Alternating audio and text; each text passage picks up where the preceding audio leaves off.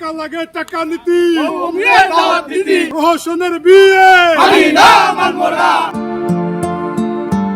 বিয়ে মানেই আনন্দ, ধুমধাম আর বন্ধুদের নিয়ে হুল্লোড়। কিন্তু বন্ধু যদি চুপি চুপি বিয়ে সেরে ফেলে তবে কেমন লাগে? রাজবাড়ির দৌলতদিয়া ঘাটে ঘটেছে এমনই এক নজিরবিহীন ঘটনা।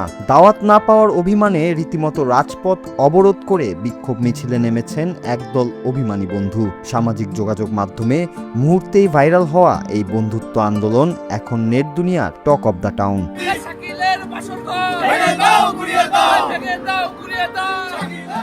শুক্রবার বিকেলে ঢাকা খুলনা মহাসড়কে দেখা গেল এক অভিনব দৃশ্য।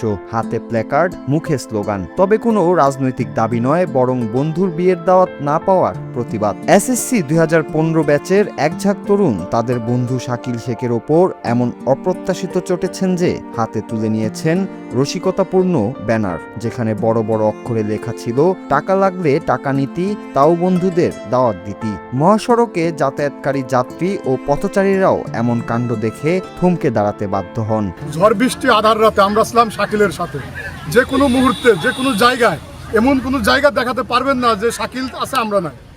সেই আমাদের মাইনাস করে ও গোপনে বিয়ে করছে। তাও একটা প্রতারণা করছে। অন্যতম প্রতারণা হলো আমাদের বলছে যে আমি শুক্রবার আমার বিয়ে, আমার জন্য দোয়া করিস, কিন্তু বৃহস্পতিবারে বিয়েটা করে ফেলছে।